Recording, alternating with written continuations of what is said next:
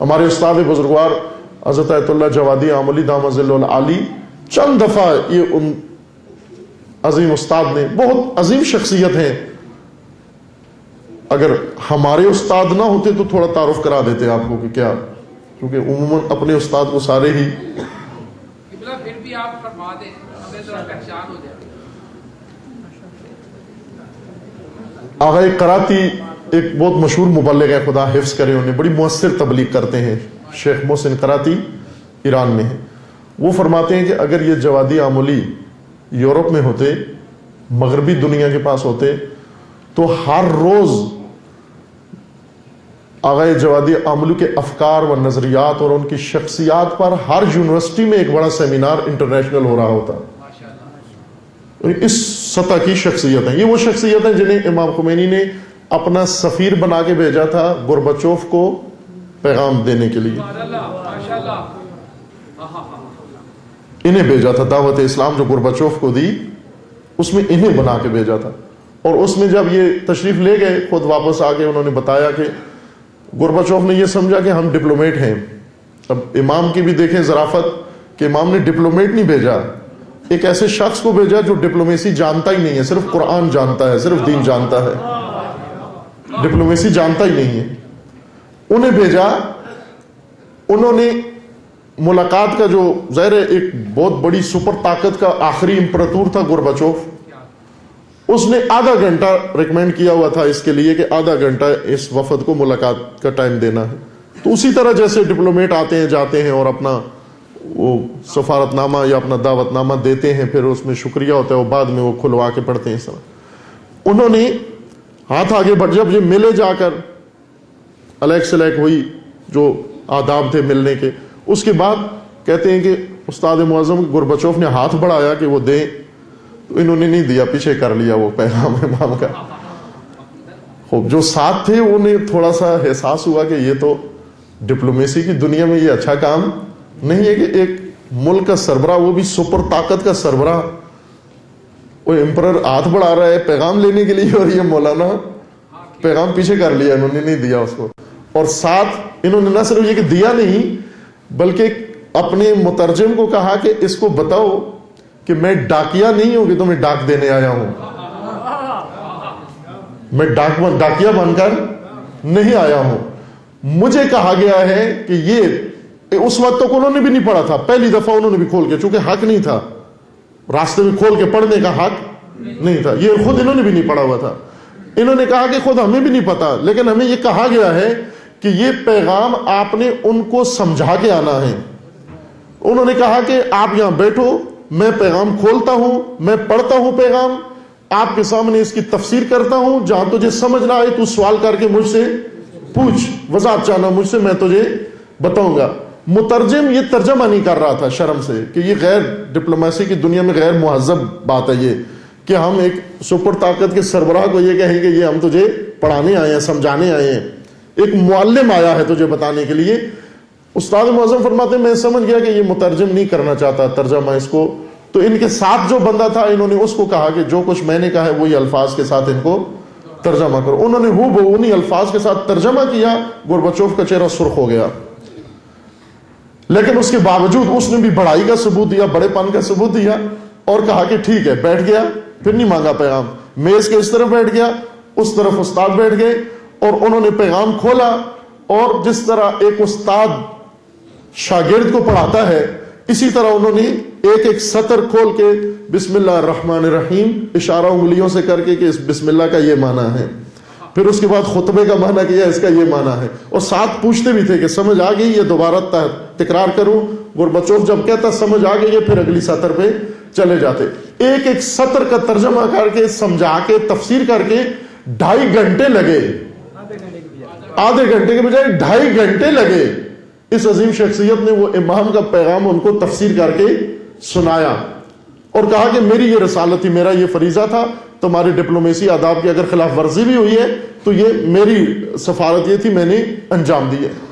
دوسری دفعہ یہی شخصیت ہے جن کو رہبر معظم نے اقوام متحدہ کے اندر جو ملینیم ہوا، ایک ہزاری ختم ہوئی، دوسری ہزاری شروع ہوئی ہے، ہمیں صرف بسنت پتہ چلتا ہے کہ آئی ہے اور گزر گئی ہے، لیکن دنیا میں صدیاں بھی گزر رہی ہیں اور صدی کوئی نا ابھی چند سال پہلے صدی گزری ہے نا، کب گزری ہے؟ 12 سال ہو گئے، 12 سال ہونے والے ہیں، 2000 میں صدی تبدیل ہوئی ہے۔ نہ صرف صدی تبدیل ہوئی ہے بلکہ ہزاری بھی تبدیل ہوئی ہے۔ صدی 100 سال کو کہتے ہیں، ہزاری 1000 سال کو کہتے ہیں، ہزاری بھی تبدیل ہوئی ہے، ملینیم بھی تبدیل ہوا ہے، نئے ملینیم میں آ گئے۔ ابھی اس ملینیم کے اجلاس میں جو یو این او نے پوری دنیا سے اسکالرز، فلاسفہ و پوری دنیا کے مذہبی و دوسرے اہم رہنما بلائے ہوئے تھے، ان میں تشیع کی نمائندگی کرنے کے لیے یہی استاذ معظم پھر گئے دوبارہ یو این او کے اندر، اور اس میں انہیں ظاہر پوری دنیا آئی ہوئی تھی، تقریریں کرنی تھی، صرف 2 طرفہ نہیں تھا، پوری دنیا آئی ہوئی تھی۔ انہوں نے آ کر انہیں جو ٹائم دیا گیا بہت مختصر، شاید 10 منٹ انہیں دیے گئے، چونکہ اتنا ہی ٹائم سب کو دے رہے تھے۔ جو بہت ٹاپ کلاس کے لوگ تھے ان کو 10 منٹ دے رہے تھے، اور جو سیکنڈ کیٹیگری میں تھے ان کو 5 منٹ دے رہے تھے، انہیں 10 منٹ دیے گئے۔ 10 منٹ میں انہوں نے تقریر کی۔ اس تقریر کے بعد جتنے شرکاء تھے اس ملینیم کے اجلاس کے اندر، ہزاری کے اجلاس کے اندر، سب نے متفقہ طور پر وہیں پر مطالبہ کیا یو این او سے کہ ان کو زیادہ ٹائم دیا جائے۔ بعد میں 1 گھنٹہ ان کے اصرار پر پھر انہوں نے تقریر کی اسی کے اوپر، اسلام کا پیغام پہنچایا، تشیع کا پیغام پہنچایا۔ مفسر قرآن، یہ فخر ہے ہمارے لیے کہ اسلام کی عظیم ترین تفسیر، پوری تاریخ اسلام کی عظیم ترین تفسیر قرآن، یہ ایک شیعہ عالم کو خدا نے نصیب کی ہے، اور وہ علامہ طباطبائی کی تفسیر ہے المیزان۔ انہی کے استاد حضرت جوادی آملی کے استاد علامہ طباطبائی رضوان اللہ علیہ، تفسیر المیزان۔ محمد حسین طباطبائی، ایک محمد حسین طباطبائی چھوٹے بچے ہیں وہ نا، یہ محمد حسین طباطبائی جو گزر چکے ہیں، یہ بہت فیلسوف ہیں اور اعلیٰ علمی شخصیت ہے، بہت ناشناختہ سرمایہ ہے ہمارا، ایک یوں کہیں ناشناختہ سرمایہ، اور یہ ان کے شاگرد ہیں، جوادی آملی ان کے شاگرد ہیں۔ انہوں نے اب تفسیر انہوں نے بھی لکھی ہے تسنیم کے نام سے، جو چھپ چکی ہے، تقریباً کو 20-25 جلدیں چھپ چکی ہیں، اور مکمل ہونے تک اندازہ ہے کہ کم از کم 100 جلدوں میں یہ تفسیر قرآن مکمل ہوگی۔ جامع ترین تفسیر اس دور کی، وہ ہر دور کی سب سے عالی ترین تفسیر اس استاد معظم کی تفسیر ہے۔ باہر کے بہت ہیں فضائل، شخصیت میں یہ ساری بات چلی جائے گی۔ میں نے عرض کیا کہ اگر استاد ہمارے نہ ہوتے تو زیادہ آپ کو شاید پورا اشرا ہی سنا دیتے ان کی شخصیت کے اوپر، اور حق بنتا ہے ایسے سرمایوں کا کہ ہم انہیں پہچانیں، ہمیں شناخت ہونی چاہیے، ہمارے جوانوں کو معلوم ہونا چاہیے کہ کس کے افکار پڑھنے ہیں، کس کی طرف جانا ہے، اپنے مذہب کا سرمایہ کہاں ہے، کہاں موجود ہے۔ اور سب سے بڑی خصوصیت ان کی یہ ہے کہ یہ ناصرین حق میں سے ہیں، خاذلین حق میں سے نہیں، ناصرین حق میں سے ہیں۔ اتنا علمی مقام ہونے کے باوجود، اتنا اعلیٰ علمی مقام ہونے کے باوجود کہ ان کے پائے کا عالم مشکل ہے، یعنی بہت مشکل ہے ان کے پائے کا عالم کوئی ہو، لیکن اس کے باوجود اس طرح سے مطیع و خاضع ہے رہبر معظم کے سامنے، ولی فقیہ کے سامنے، اس طرح سے خاضع ہیں جس طرح ایک مقلد ہوتا ہے ان کا، اس طرح سے ان کے سامنے متواضع و خاضع ہیں۔ ان کا یہ فرمانا ہے استاد معظم کا، چند دفعہ انہوں نے فرمایا، کلاس میں بھی فرمایا، اپنی خصوصی کلاس ایک تھی ان کی، خصوصی کلاس جو تھی استاد معظم کی، اس میں حوزے کے اساتید کو اجازت ہے شرکت کرنے کی، وہ اساتید جو دردہ اجتہاد تک پہنچے ہوئے ہیں ان کو شرکت کی اجازت ہوتی ہے۔ اس خصوصی کلاس میں عام لوگ نہیں جا سکتے، چھوٹی سطح کے۔ اور پھر ان کے عمومی دروس بھی ہیں، فقہ کے، تفسیر کے ہیں، اور اس طرح امام جمعہ بھی تھے، جمعے کے خطبوں میں بھی انہوں نے یہ مطالب بیان فرمائے۔ چند دفعہ میں نے یہ جملہ ان سے سنا، ان کی خصوصی نشستوں میں بھی اور جمعے کے خطبے میں بھی آتا، بیان فرمایا انہوں نے علماء ایران کو خطاب کیا انہوں نے کئی دفعہ، اور فرمایا کہ اس انقلاب کی قدر جانو،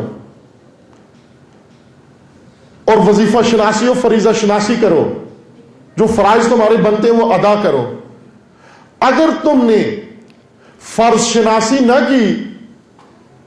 اگر علماء نے آج اس انقلاب کی قدردانی نہ کی اور جو فرائض بنتے ہیں وہ انجام نہ دیے، فرمایا کہ تمہاری حالت پاکستان جیسی ہو جائے گی، بہت بڑھیا۔ تمہاری حالت پاکستان جیسی ہو جائے گی۔ پاکستان جس کے اندر سب کچھ موجود ہے عزیزان، لیکن عبرت کا نمونہ بنا ہوا ہے۔ کس وجہ سے عبرت کا نمونہ بن گئے ہم؟ یعنی کہنا یہ چاہ رہے تھے کہ خزل حق نہ کرنا، اے علماء خازنین حق نہ بننا، ناصرین حق بنو، ورنہ تمہاری حالت بھی ان قوموں جیسی ہو جائے گی جو خزل حق کرنے کی وجہ سے آج مصائب و مشکلات کا شکار ہیں۔